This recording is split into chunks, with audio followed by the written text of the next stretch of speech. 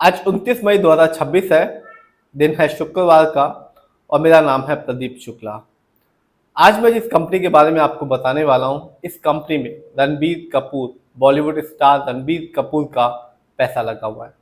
और अभी इस कंपनी ने अपने Q4 के नंबर को डिस्क्लोज किया है, जिसमें कंपनी ने बताया कि कंपनी को सालाना आधार पे 16% का नेट प्रॉफिट हुआ है।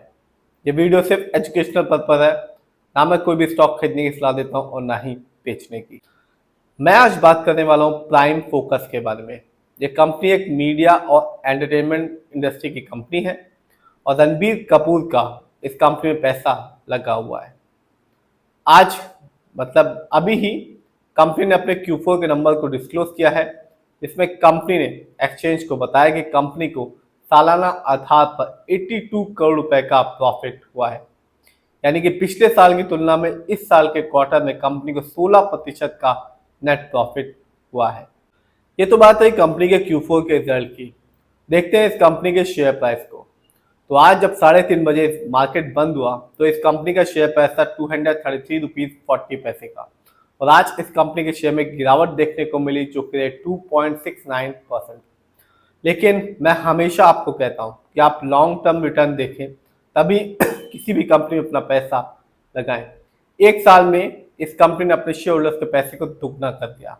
फॉर एग्जाम्पल मान लीजिए किसी ने 10 लाख रुपए लगाए एक साल में, तो 10 लाख को इस कंपनी ने एक साल में बना दिया 20 लाख रुपए, क्योंकि इस कंपनी ने एक साल में अपने शेयर होल्डर्स को 121% का रिटर्न निकाल के दिया। यानी आज से ठीक एक साल पहले इस कंपनी का शेयर प्राइस था 110 रुपए का, जो आज के दिन है 233 रुपए 60 पैसे का। तो एक साल में तो इस कंपनी ने कमाल का बेनिफिट निकाल के दिया। लेकिन 5 साल में इस कंपनी ने अपने शेयर होल्डर्स को वैसा रिटर्न दिया जैसा कि एक साल में। 5 साल में इस कंपनी का रिटर्न था 272% का। यानी आज से ठीक 5 साल पहले इस कंपनी के शेयर पर मिल रहा था 62 रुपए का, जो आज के दिन मिल रहा है 233 रुपीज 40 पैसे का। तो न केवल एक साल में, 5 साल में भी इस कंपनी ने अपने शेयर होल्डर्स को रिटर्न के मामले में बिल्कुल भी निराश नहीं किया। एक साल में दुगना करके दिया रिटर्न, जबकि 5 साल में इस कंपनी ने अपने शेयर होल्डर्स को 272% का रिटर्न निकाल के दिया। तो एक बात तो साफ है कि कंपनी ने रिटर्न के मामले में अपने शेयर होल्डर्स को बिल्कुल भी निराश नहीं किया। जानते हैं इस कंपनी के स्टॉक के परफॉर्मेंस को, यानी कि इस कंपनी का जो स्टॉक है वो एक साल में कितना हाई गया और कितना लो गया।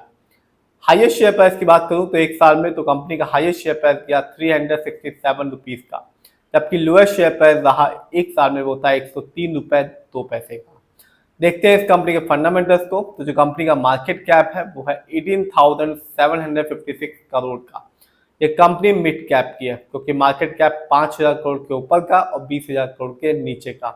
पीबी रेशियो 10.79 है। शेयर मार्केट में एक अच्छा पीबी रेशियो कहलाता है 1 या तो बिलो 3। इस कंपनी का इंडस्ट्री पी है 31.87। शेयर मार्केट में एक अच्छा इंडस्ट्री पी कहलाता है 20 से लेकर 25 के बीच में। ये बताता है कि जो कंपनी के स्टॉक है मार्केट में कैसा परफॉर्म कर रहा है, क्या वो बहुत महंगा तो नहीं, क्या वो बहुत ज़्यादा सस्ता तो नहीं हो गया शेयर मार्केट पे। डेप्थ टू इक्विटी, इस कंपनी का डेप्थ टू इक्विटी है 3.02। कह सकते हैं थोड़ा बहुत, बहुत ही थोड़ा बहुत लोन खर्च है इस कंपनी पे। आरओई 8.70%। शेयर मार्केट में एक अच्छा आरओई कहलाता है 15% से लेके 20% के बीच में। जब भी आप किसी कंपनी के फंडामेंटल्स को देखें तो आरओई जरूर देखें, क्योंकि बताता है कंपनी कैसे आपके पैसे को इस्तेमाल कर रही है। सही से करती है तो आरओई हाई होता है। ये बताता है कि आगे चल के एक अच्छा खासा रिटर्न कंपनी दे पाएगी अपने शेयर होल्डर्स को। यदि कंपनी का आरओई कम होता है या नेगेटिव होता है तो साफ बताता है कंपनी शेयर होल्डर्स के पैसे को सही प्रोजेक्ट में नहीं लगा रही, जिससे रिटर्न पाने की जो पॉसिबिलिटीज होती है लॉन्ग टर्म में वो कम हो जाती है। इस कंपनी का ईपीएस है -0.87, बहुत ही खराब है, क्योंकि शेयर मार्केट में एक अच्छा ईपीएस कहलाता है 80 और से ज्यादा का। ये बताता है कंपनी लास्ट 12 महीने में कितना कमाया।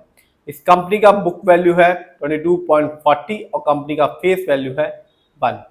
जानते हैं इस कंपनी के फाइनेंशियल कंडीशन को। तो जो कंपनी का रेवेन्यू रहा मार्च क्वार्टर में वो था 1214 करोड़ का, जबकि 2025 में इस कंपनी का ईयरली रेवेन्यू था 3626 करोड़ का।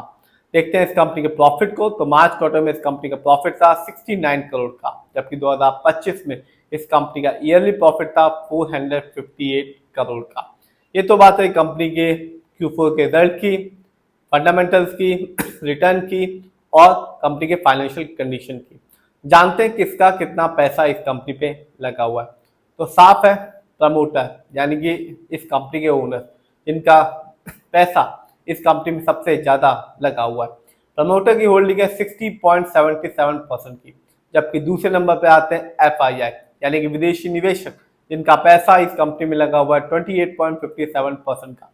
रिटेलर्स यानी कि हम लोग का पैसा इस कंपनी में लगा हुआ है 9.51% का, जबकि DII जिनका पैसा इस कंपनी में लगा हुआ है 1.08% का। तो रणबीर कपूर का इस कंपनी में पैसा लगा हुआ है और आपने भी देखा कि कंपनी रिटर्न के मामले में बिल्कुल भी निराश नहीं कर रही। न केवल एक साल में एक अच्छा रिटर्न दे रही है, साथ ही साथ 5 साल में भी इस कंपनी ने अपने शेयर होल्डर्स को एक अच्छा खासा रिटर्न दिया है। फिर भी आप जिसमें भी पैसा लगाएं, खुद रिसर्च करें, एनालाइज करें, अपने फाइनेंशियल एडवाइजर की राय लें, तभी अपने पैसे को शेयर मार्केट में लगाएं।